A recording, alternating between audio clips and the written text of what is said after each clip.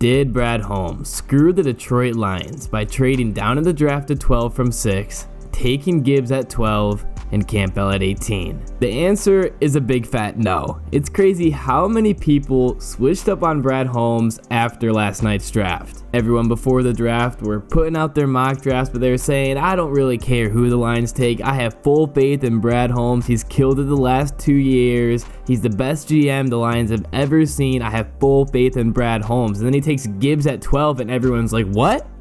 What? The funny thing about the draft was everyone was critiquing Brad Holmes' picks based off of their own mock drafts. And everybody's mock drafts that were posted were just based off of their opinions or other people's opinions. Nobody knows who is going to take who and when someone is going to take someone. If the media says this person's going to be available in the second round, that means absolutely nothing, because if a GM or team wants to take somebody, they're not going to make it known that they want to take them. Day one of the NFL draft with the Lions, first thing is we got the trade with Arizona. The Lions traded down from the 6th pick in the draft to the 12th, and they exchanged a 81st overall pick to move up to the beginning of the second round, and then had an extra later round pick acquired. Now I wonder, would the Lions have still made this trade if someone like Devon Witherspoon or Will Anderson were still available at number 6? Or were they set on getting Gibbs? Either way, I really like this trade, giving the Lions another pick at the beginning of the second round while allowing them to still get who they want. The Lions could have gone Bijan Robinson at 6, but it sounds like that's not the guy they wanted. They must have wanted Gibbs more, and by trading back, they can still get Gibbs while getting an extra second round pick. The Lions taking Jahmyr Gibbs at 12, it did surprise me. I was maybe expecting Gonzalez, but never once was I upset with this pick. I think Gibbs is going to be an insane addition to this Lions offense. He's extremely explosive. He's pretty much a dual threat running back and wide receiver. Now the biggest question coming out of the Lions drafting Gibbs at 12 is, does this mean that Swift will be traded? A lot of people feel that it's a done deal. The Lions drafted Gibbs at 12. There's no way they keep Swift. He's 100% getting traded, but I don't think it's 100% confirmed that Swift is going to be traded. Swift only has one more year on his contract, so maybe they run a triple threat in the backfield this upcoming season. In addition, Swift only having one more year on his contract makes it make a little bit more sense why the Lions would take Gibbs. If the Lions don't think they'd plan on re-signing Swift after this upcoming season, then they're going to be needing a running back, and Gibbs is that person. And for the people that are still upset about the Lions taking Jahmyr Gibbs at 12, Brad Holmes said he got a lot of texts from other teams after taking Jahmyr Gibbs saying that they were going to take him or trade up to get him. Said he didn't think he'd be there at 18, and those texts more or less confirmed it. But even without having the text that confirmed that Gibbs wouldn't have been available at 18, if the Lions wanted Gibbs and were unsure if he was going to be available or not, and Gibbs is who they want and Gibbs fits their scheme, what's wrong with taking him? And to further Brad Holmes' belief that Gibbs might have not been available at 18, and that's why he took him at 12 to secure the guy he wanted, the Falcons took Bijan Robinson at 8, and Bijan Robinson was the number 1 running back draft prospect in this draft. Between the Lions' 12th and 18th pick, there were the Packers, Steelers, Jets, Commanders, Patriots. If any of those teams were thinking about taking Bijan Robinson if he was available at 13 to 17, who's to say they wouldn't have taken Gibbs instead, the second best running back? Also, this was quite funny. 2 years in a row now, the Lions with their 12th pick in the draft have taken a player from Alabama who wears the number 1. I wonder who it's going to be next year. Now before we get to Campbell at 18, let's talk about the Lions passing up on Jalen Carter. At number 6, the Lions could have taken Jalen Carter, but decided to pass it up and made a trade with Arizona. Arizona then didn't even take Jalen Carter. The Raiders passed up on Jalen Carter. The Falcons passed up on Jalen Carter, and the Eagles took up at 9. It's important when taking a player high up in the draft, you want to think, will this player be on my team in 5 years? And the Lions must have met with Jalen Carter. MCDC and Brad Holmes must have thought that maybe his character issues weren't going to be solvable, or maybe they just wanted Gibbs more. Another thing I find interesting is that if the Lions would have taken Bijan Robinson at 6, nobody would have batted an eye. Sure, not everyone would have loved it, but I think that taking Bijan Robinson at 6 would have been a lot more accepted than what happened taking Gibbs at 12, which just doesn't make any sense. Also, as Brad Holmes mentioned in an interview, the Lions picked players that would fit into their scheme. It seems it would make sense to say that Bijan Robinson wouldn't have fit the Lions scheme as well as Jahmyr Gibbs. Bijan Robinson is a running back 1. He's someone you give 20 to 30 carries per game. It doesn't make sense to draft somebody like that when you just signed David Montgomery to a 3-year deal. And DeAndre Swift is still on contract for 1 more season. Jahmyr Gibbs looks to fit the Lions scheme a lot better than Bijan Robinson would have. Jahmyr Gibbs is an elite pass catcher, can line up as a wide receiver, extremely explosive. In the end, I think Gibbs is a great pick. Next, let's move on to the Lions taking Jack Campbell at pick 18. First off, I love this pick. This is exactly who the Lions needed. I said this in my video yesterday before the draft.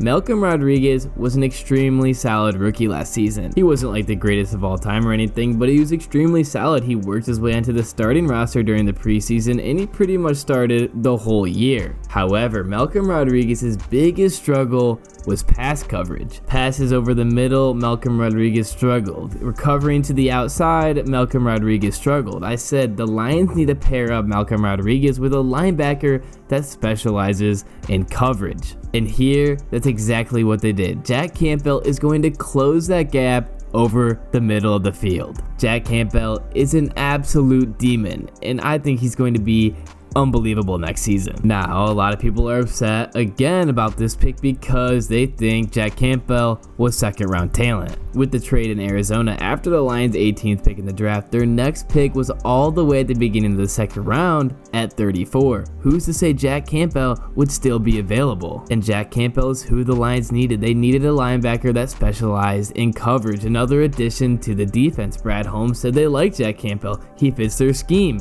He fits their culture. Why not take him at 18? There's nothing wrong with it. Jack Campbell was a top 5 linebacker prospect for this draft, and just because he wasn't number 1 or number 2 doesn't necessarily mean he won't be the best. And if the Lions liked him the most, it's smart to go get him because the Eagles took Nolan Smith at 30. Maybe the Eagles would have taken Jack Campbell at 30 instead of Nolan Smith if Jack Campbell was on the board. It's better just not to risk it. Also, everyone has to remember the draft isn't close from being over. The Lions have 3 upcoming picks in the 2nd round. Remember James Houston? He was day 3, round 5. What gem is Brad Holmes going to find for the Lions? Also, with the Lions' 2 picks yesterday, these guys are day 1 starters. They're going to be able to go week 1 next season and instantly improve this team. The last thing I want to look at is a clip from Brad Holmes' post-draft day 1 interview. It's a long press conference, but I clipped out the best part. I think everyone should watch this part, and it really just gives you a sense of why they took these players. Perceptions here, these positions are not as valued in drafts, right? Running backs haven't gone above 24 in the last 5 years. Yep. Off-ball linebackers don't typically go that high. Yep. What is the balance there of being in love with a player and positional value, I guess, in the draft? Yeah, just like I told you guys in the past, they're football players. If you believe that they can have an impact for you on the football field, you just go ahead and take them. And that's just starting off with Jahmyr. Even when we had 6 and 18, obviously we had thoughts of maybe at 18. But, we didn't feel great about it. And so when we were able to select him at 12, that's when all the text started coming in of would have been gone by 15. Just a lot of picks, a lot of people saying they want to trade up, they want to get in, So I wouldn't have even felt good of him staying at 18. But again, it's not about just don't pick a running back, because that's not how we really view him. And then it's the same thing about don't pick an off-ball linebacker. That's not really how we view Jack. So, if you put him in boxes, you put on a sheet of paper, and you run mock draft analytics, you can come up with those stats. All the hours and research and all the time that we put in, in terms of looking at these players, it comes very, very visible that what kind of impact that they can bring. If you look at the totality of the draft, when we selected Jack, he was our highest rated player that was left on the board. And it was actually, by a good margin. You can look at, positions and all that kind of stuff, but, especially in this draft, if you try to get cute and you're saying, oh, well, let me get, well, no, there was no other, whatever you would tab as a premium position. Oh, you better get a pass rusher. Oh, you better get a tackle. No, that's not what the case was. You know, we had him as a highest rated player, and the same with Jahmyr. Jahmyr was a highest rated player. So we'll just take the best players for us. I've always said that that's what we're going to do. And we find players that fit us and what we're about. We're about as a culture, from a character standpoint, from a tangible standpoint, from an intelligence standpoint.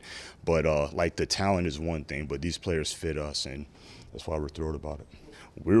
I was more excited just to actually get the guy at 18. Could have got cute and tried to trade back and all that stuff, but no, there was a different level that was going to start after you, if you were going to pass on him. So we felt really, really good about it. It was really kind of a no-brainer, really. I love how Brad says we're not trying to get cute with it. We're taking the best player that we need, that fits our culture and fits our scheme. And that's how sure Brad Holmes was of taking Jack Campbell. It was a no-brainer. And there's another clip of Brad Holmes. He's talking about, I know people put in a lot of work in their mock drafts, and I appreciate it. I respect it. But we're going to do our thing. Something along the lines of that. And I just know that he was thinking, man, these guys don't know fucking anything. I'm in there 7 days a week, 8 hours a day, working after work, calling people up, trying to figure things out. Holmes probably knows he's going to get backlash for doing whatever, but in his mind, he's thinking, these guys don't know what the fuck they're talking about. And I agree. Anyway, that's going to be the end of this video. If you guys enjoy my content, I would really appreciate if you could like and subscribe. It really helps me out a lot. And once again, as always, thanks for watching.